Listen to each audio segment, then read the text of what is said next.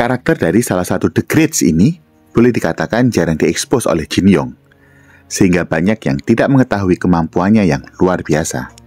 Cenderung makan meremehkannya, karena dia hanya terlihat memakai satu ilmu andalannya saja, yaitu jurus jari mentari atau It Yang Ji. Sekarang, mari kita kenalan dengan Raja Selatan Duan Zhijing, dan kita lihat dari novel bagaimana kehebatannya dipaparkan oleh Jin Yong. Duan Zhijing adalah seorang raja dari negeri Tali yang adil dan baik hati, serta seorang yang sangat haus berlatih ilmu kungfu. Setelah Huasan Lunjian yang pertama, dia berhasil mendapatkan gelar Raja Selatan, dan namanya bersanding dengan Sesat Timur Huang Yoshi, Racun Barat Ouyang Feng, Pengemis Utara Hong Jikung, dan Dewa Tengah Wang Zhongyang. Karena rasa bersalahnya terhadap selirnya Liu Fei atau Yinggu, di mana dia enggan menyelamatkan anaknya hasil hubungannya dengan Zhou Potong akibat dilukai oleh Zhu Jianren, dia turun tahta dan menjadi seorang biksu, mengubah namanya menjadi Yiteng, dan dipanggil oleh orang-orang di Jianghu dengan sebutan Yiteng Taishi. Jika kita melihat dalam penampilannya di novel dideskripsikan, dia dengan kisaran usia sudah sekitaran 65 tahun. Namun, Yiteng masih nampak berwibawa dan agung, layaknya seorang raja.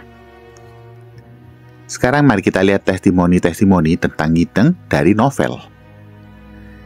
Di novel ditulis, kita bisa melihat bagaimana seorang Guo Jing yang saat itu telah berilmu tinggi, menguasai hampir seluruh ilmu Ciyun Chenjing, juga terpana menyaksikan bagaimana hebatnya ilmu Yiteng sewaktu mengobati Huang Rong.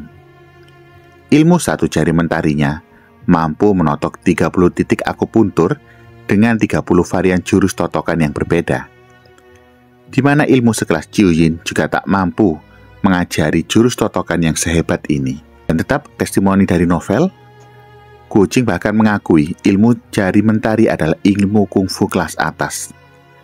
Tidak main-main, dia bahkan memberikan testimoni melawan ilmu dahsyat ini dalam jarak dekat sangat berbahaya, karena dapat menyerang dan bertahan dengan kuat dan cepat. Sebuah ilmu yang sangat fleksibel. Guo Jing juga mengatakan bahwa pikirannya terbuka dan mulai mengerti akan beberapa ilmu di Ciyun Chenjing yang semula dia tidak pahami setelah melihat dengan mata kepala sendiri varian jurus yang begitu banyak pada jari mentari. Dia berpendapat bisa saja Yiteng lebih kuat daripada The Greats yang masih hidup lainnya. Hal ini senada dengan yang pernah diucapkan oleh Hong Jikung sendiri. Hong Jikung sendiri pernah mengatakan bahwa Kaisar Selatan menguasai beragam banyak kungfu. Di antara mereka bertiga, hanya ayah dari Huang Rong, yaitu Huang Yoshi, dan Hong Jikung sendiri yang mungkin ada di bawahnya sedikit. Tetapi, jika Kaisar Selatan ini akan berhadapan dengan Racun Barat, Kaisar Selatan mampu melawannya. Ya, fakta yang juga menguatkan mengapa seorang Wang Zhongyang segan kepada sang Kaisar Selatan ini. Bahkan, dia rela jauh-jauh datang ke negeri Taili dengan alibi bertukar ilmu dengan Raja Selatan. Padahal sesungguhnya ia berniat untuk menurunkan ilmu hebatnya, Shan Tiangong. Karena ilmu Yiteng lebih superior dibandingkan The Greats yang lainnya. Sehingga Wang Zhongyang merasa bahwa dia lebih layak untuk memahami dan menjadi penerus dari Shan Tiangong untuk dapat mengalahkan Ouyang Feng kalau-kalau Racun Barat membuat kerusuhan di daratan tengah.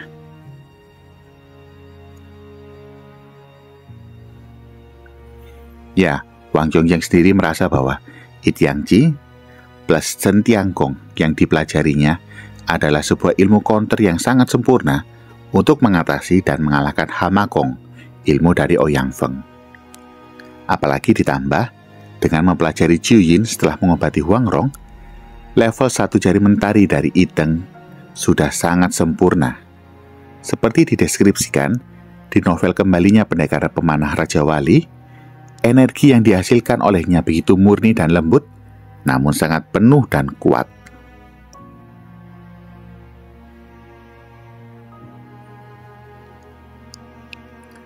Yang Ku sendiri sewaktu melihat kemampuan dari Iteng, merasa bahwa kemampuan tenaga dalam dari Iteng sangat hebat.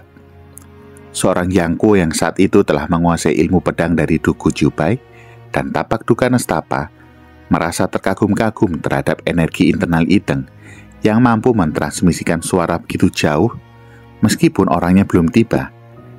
Dan bahkan dia sendiri merasa dirinya sendiri belum sebaik Iteng. Testimoni lainnya bisa kita lihat di novel sewaktu Iteng berhadapan dengan Jinlun Quoshe. Di usianya yang saat itu sudah di atas 100 tahun, Iteng masih mampu mengimbangi Jinlun Quoshe yang jauh lebih muda darinya. Bahkan mampu beradu energi internal dengannya yang saat itu sudah berhasil mempelajari ilmu prana naga dan gajah level 10, di mana dikatakan tenaganya setara dengan berat lebih dari 1000-an kati. Sungguh sebuah pencapaian yang sangat luar biasa dari sang Kaisar Selatan. Inilah bukti hebatnya seorang Kaisar Selatan yang kemudian menjadi Biksu Selatan ini. Bagaimana pendapat kalian semua? Apakah di sini ada yang mengidolakan Kaisar Selatan ini? Kalian bisa tulis di kolom komentar, dan sampai jumpa di video-video kita yang lainnya.